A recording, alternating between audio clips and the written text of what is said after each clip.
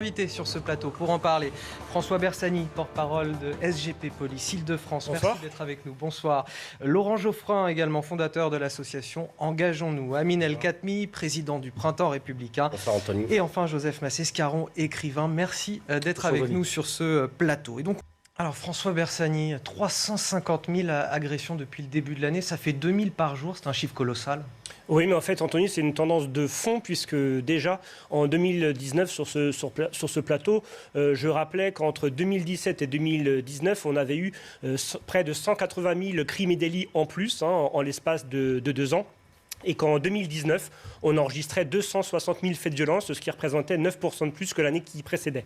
Donc c'est vrai que la parenthèse désenchantée du confinement, du Covid, avait forcément mis le couvercle sur la casserole, puisqu'il y avait moins de gens en liberté dans les rues pour commettre des crimes et délits. Et la police nationale et la gendarmerie étaient focus sur le contrôle du confinement, et il y avait moins de population dans les rues. Donc il était plus facile d'exercer une surveillance. Aujourd'hui, on voit bien que la charge missionnelle de la police s'est beaucoup densifiée, puisque quand on écoute le Premier ministre ou le ministre de l'Intérieur, la police aujourd'hui doit tout faire. Elle doit contrôler les passes sanitaires, elle doit lutter contre le terrorisme, elle doit lutter contre les violences intrafamiliales, contre les stupéfiants, contre l'insécurité routière, bref, tout le spectre de la police. Mais aujourd'hui, quand toute la population a repris sa vie quasi normale, eh bien on s'aperçoit aujourd'hui qu'on est à l'étiage en matière, on est à l'os en matière d'effectifs, et qu'il devient compliqué de pouvoir prévenir des actes de délinquance.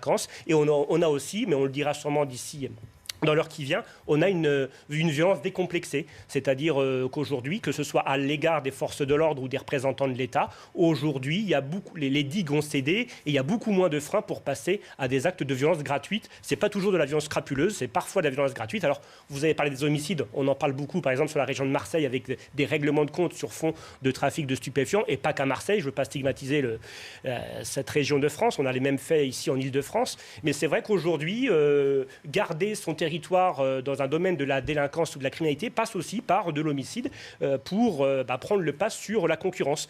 Donc c'est vrai que c'est un phénomène... Cette flambée cette année, c'est parce qu'on a eu une France cocotte-minute pendant 1 an et demi. C'est l'effet de ces confinements, de ces restrictions successives pendant 1 an et demi. Oui, puisqu'on était en fait sur une tendance lourde et exponentielle déjà depuis les années 2012. Je citais tout à l'heure un chiffre en 2017. Je ne veux pas dire que l'arrivée du président actuel, c'était pas du tout un lien de causalité. Mais je disais juste qu'on assiste comme ça à cette élévation chaque année structurelle de la montée de la délinquance. Alors aujourd'hui, on en parle aussi beaucoup plus. Il y a aussi ça. On filme beaucoup plus les actes de délit ou de crimes qui se commettent dans la rue grâce à la population qui est tout le temps armée de son smartphone. On avait peut-être moins d'images en 2012 ou en 2017, mais c'est vrai qu'aujourd'hui, la résonance aussi médiatique de tous ces faits, mais ça n'amenuise pas le volume de faits. Mais c'est vrai que l'accroissement des faits plus la médiatisation, eh bien on arrive à ce constat. On va y reçoit Bersani. Le mot explosion avait l'air d'être contesté littéralement par Laurent Geoffrin. Est-ce qu'on peut parler d'explosion ou pas ? Je me rappelle de ces débats aussi qu'on avait ici sur le terme ensauvagement. Après, s'attacher en effet à de la lexicologie comme ça ou de la sémantique, c'est pas super intéressant. C'est vrai que quand on a des élévations à 10-15%, il faut voir en volume ce que ça représente en nombre de faits. Parce que quand vous partez de très peu de faits, après la règle des pourcentages. Mais ce qu'on constate en effet, c'est que c'est une tendance de fond. Donc même si les augmentations sont faibles à hauteur de 10-12%, ce sont des augmentations qu'on retrouve tous les ans. Donc avec l'effet boule de neige d'année en année. Laurent Geoffrin disait quelque chose de tout à fait exact. Il disait on est dans la moyenne européenne en matière de nombre, de commission de crimes et délits. Sauf que là où le bas blesse, et là c'est dans les solutions dont vous parlerez, Anthony, c'est que par contre, quand on regarde les moyens qu'on devrait utiliser pour lutter contre cette délinquance et cette criminalité, on est bien plus loin que nos pays européens. Il faut savoir que au niveau justice, parce qu'on tire toujours sur la justice, sur les derniers chiffres en notre possession fournis par la Commission européenne, on est le 37e pays parmi les pays membres, donc les 45 pays membres, on est le 37e pays en nombre de juges et le 42e pays sur 45 en nombre de procureurs. Et quand on regarde également le nombre de forces de l'ordre, on est très loin du peloton de tête. François Bersani, quand vous entendez le porte-parole du gouvernement qui parle presque d'une débauche de moyens, j'ai envie de dire, pour le ministère de l'Intérieur, est-ce que c'est convaincant pour vous ? Qu'est-ce que vous attendez davantage ? Alors, on est habitué à cet exercice de style, puisqu'en fait, chaque gouvernement, donc d'une couleur politique différente, qui succède à un autre, explique que le devoir d'héritage, ils héritent toujours d'une situation très fortement dégradée, qu'ils reprennent une situation désespérée et qu'ils sont en train de remettre des budgets conséquents. Mais ça, c'est malheureusement un jeu de communication que l'on voit depuis des années. Sur l'argument, c'est un peu une punchline de Gérald Darmanin. Oui, il y a des agressions contre les forces de l'ordre parce qu'on dérange, parce qu'on est hyper actif dans ce quartier, dans cette ville, par la lutte contre le trafic de stupéfiants. Les policiers sont agressés, le nombre d'agressions de policiers a doublé entre 2010 et 2020, passant de 13 000 agressions en 2010 à 27 000 en 2020. Et Dieu sait que dans les années 2010, la priorité n'était pas forcément à la lutte contre le trafic des stupéfiants. Et quand il y avait des agressions contre les forces de l'ordre, ce n'est pas parce qu'on menait un plan de lutte contre les points de deal. La lutte contre les points de deal, elle a moins d'un an. Non, on essaye en effet de justifier ce fait par une présence de la police. Non, ce qui gêne aujourd'hui, en effet, c'est qu'aujourd'hui, on a en effet un problème de politique pénale et non pas de réponse pénale. C'est qu'aujourd'hui, on a besoin d'une politique pénale différente, plus ferme. En effet, comme l'a dit Joseph Massescaron, aujourd'hui, il faut compter quasiment 400 jours et Laurent Geoffrin le disait aussi, il faut quasiment 400 jours pour avoir une réponse à une affaire qui passe en tribunal correctionnel. Et donc, ça décorrèle un petit peu. Ça décorrèle, surtout pour sanctionner les auteurs. Quand on sanctionne les auteurs, principalement les mineurs, au bout de 12 ou 18 mois, quand on sanctionne trop tardivement après les faits, ça fait tomber toute l'efficacité de cette justice.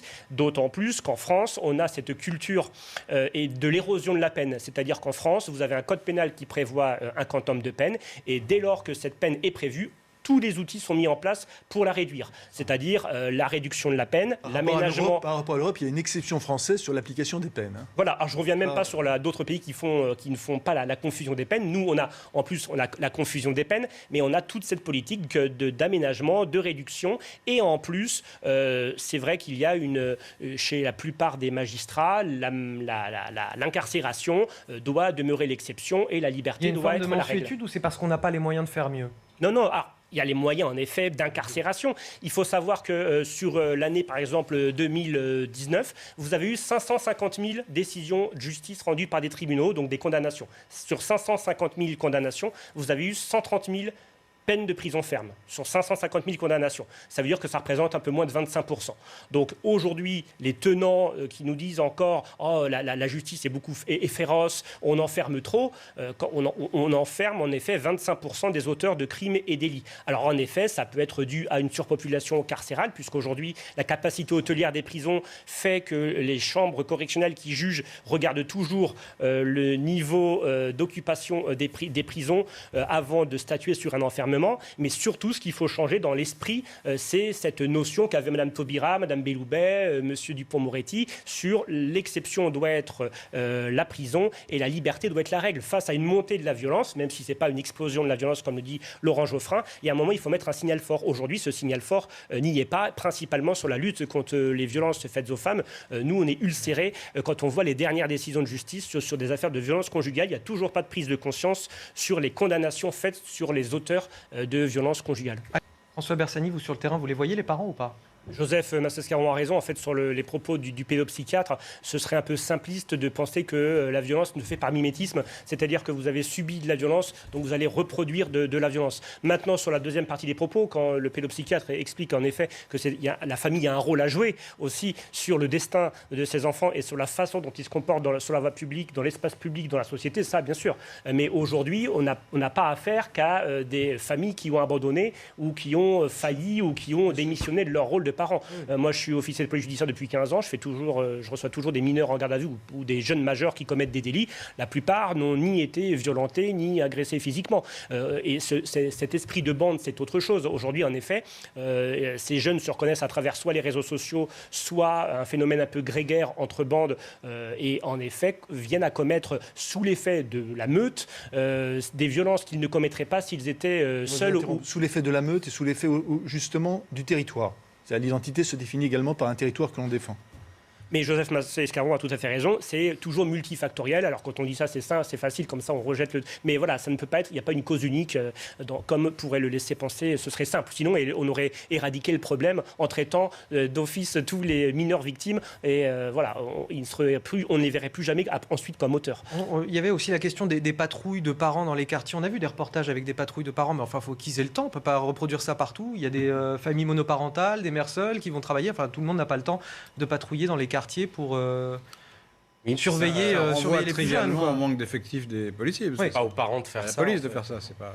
On a déjà les voisins vigilants. On va pas se mettre après avec les parents vigilants. Et puis bon, non, il faut être sérieux. Il y a un devoir, il y a en effet une mission régalienne de la police ou de la gendarmerie nationale d'assurer la sécurité publique, la tranquillité publique dans les villes. Ce n'est pas que la famille en effet fasse son rôle éducatif dans les foyers et explique à leurs enfants ce qui est bon, ce qui est mal. Ça, on l'a tous fait autour de cette table. On l'a tous subi pour ceux qui ne sont pas parents. Mais voilà, instaurer un système comme ça, ou alors, comme on l'a entendu à Marseille, un système de couvre-feu qui, soi-disant, à 21h, empêcherait des délinquants de commettre des délits ou des criminels de commettre des crimes. Nous, ça leur fait une belle jambe. Ça leur fait une belle jambe de regarder la montre. François Bersani.